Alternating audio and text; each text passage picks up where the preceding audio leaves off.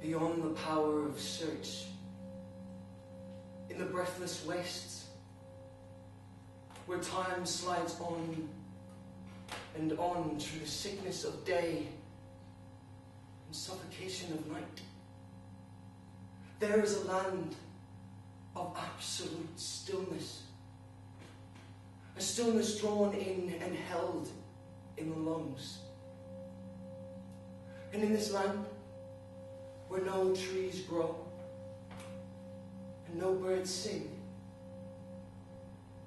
there is a desert of grey space, littered indiscriminately across that desert are what looks like chimneys, old metal workings, mine heads, girders and chains.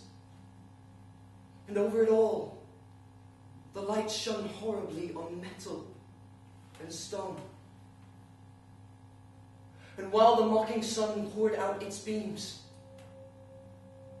and while there was no other movement in this whole vast amphitheatre, there was something far below the level of the ground, something that smiled gently to itself as it sat upon a throne in a great vaulted chamber, its head exquisite, the eyes like 2 coins, the hands tiny, plump, like the hands of a child.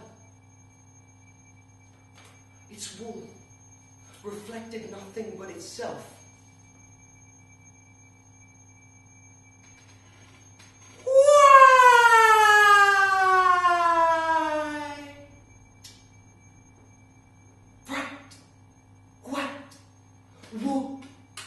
In a sea of 500,000 curls, white as the moon on the crest of a wave, white as the white of a child's eye,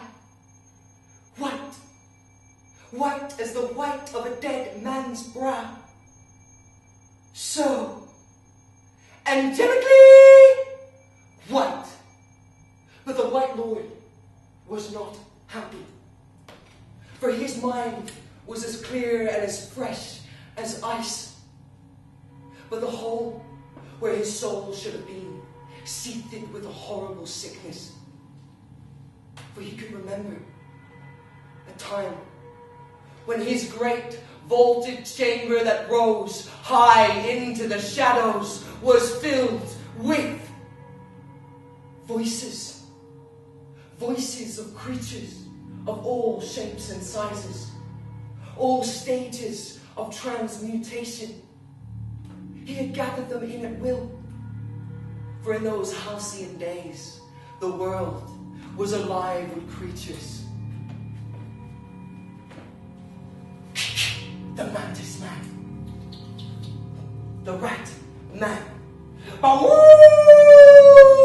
the wolf man, the fish, the linnet, the raven and the crow, all gathered together, all biting and barking, all squeaking and squawking, shoulder to shoulder, wing against wing, all fighting to get a look at their Lord of the Snow White, master of a subterranean empire!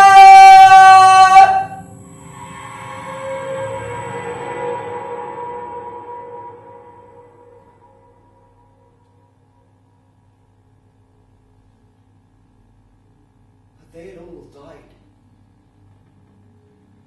So many creatures.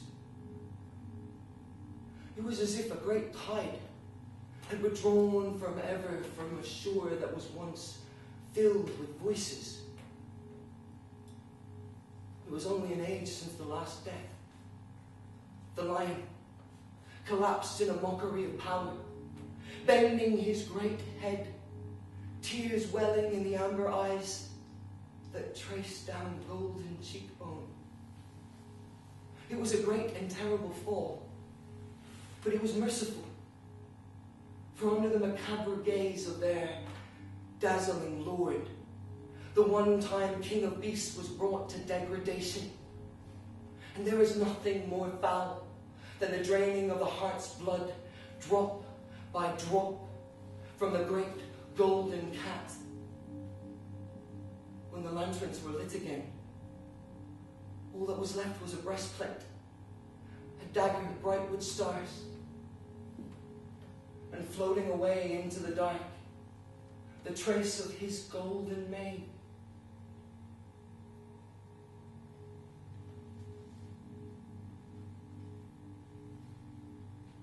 For the lamb had an acrid fire, burning deep inside of him like an ulcer.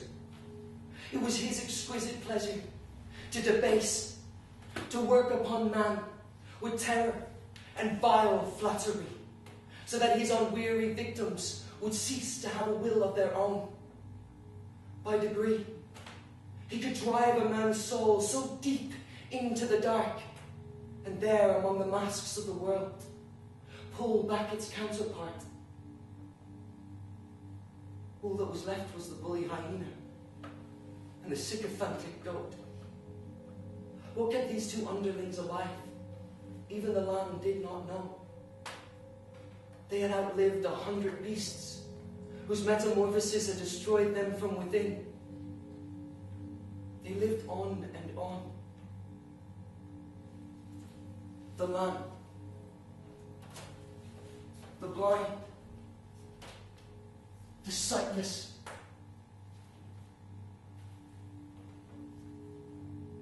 sat upright,